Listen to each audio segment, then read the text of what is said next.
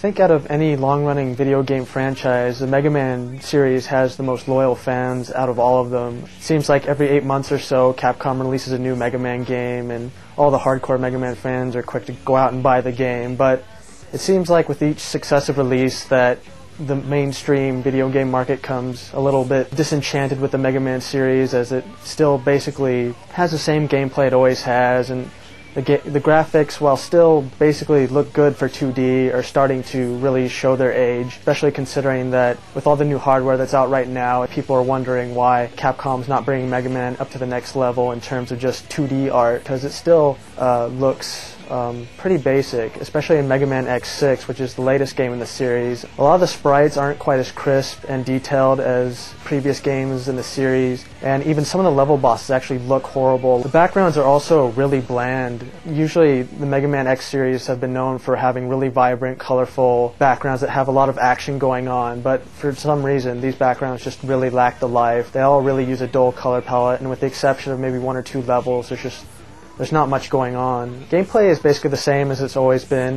Before you go into any one of the Maverick levels, you can select between Mega Man or another version of Mega Man where he has his armor for Mega Man X5, which is the Falcon armor. Basically, this just gives him the ability to do the super dash and the jump dash from the beginning, whereas the regular Mega Man has to go through each level and find these power-ups to gain the dash ability. As you progress through the game, you'll also unlock another character that you can use to hunt down the Maverick Reploids. Capcom has tried to spice the gameplay up a little bit by incorporating a feature known as the Nightmare System. Basically what this system is whenever you beat one of the Maverick bosses and come back to the level select screen, you'll notice that one of the bosses is highlighted in red color. This means that their level is currently being affected by the Nightmare System. And this means that there have been various changes made to the level, and these changes can take the form of objects that are placed in different areas that weren't there before. In some cases, a level will turn pitch black with only a few shreds of light to guide your way. Basically, the Nightmare System seems to make the levels harder than they usually would be if you went into them normally. The Nightmare System is basically there to vary the gameplay a little bit, kind of change up the levels, but in the end, it really doesn't have as much an effect as you think it would. You don't even have to go through it in the Nightmare mode unless you want to go back and collect some of the special power-ups for Mega Man, like his new armor or some of the power-ups for his blaster. Same goes for other aspects of the game.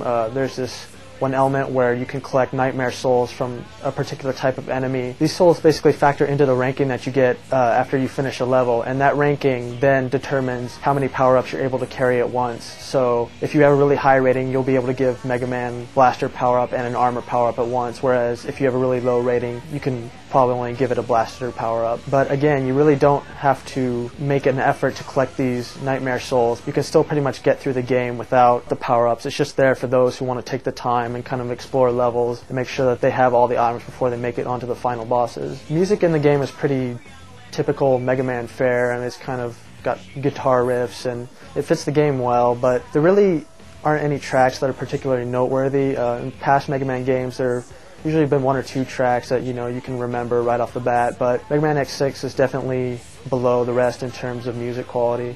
Mega Man X6 is definitely more for the hardcore Mega Man fan. It doesn't really have a whole lot of changes from Mega Man X5 other than the Nightmare System and the fact that you can go back and collect different kinds of power-ups from Mega Man, all the different armor types.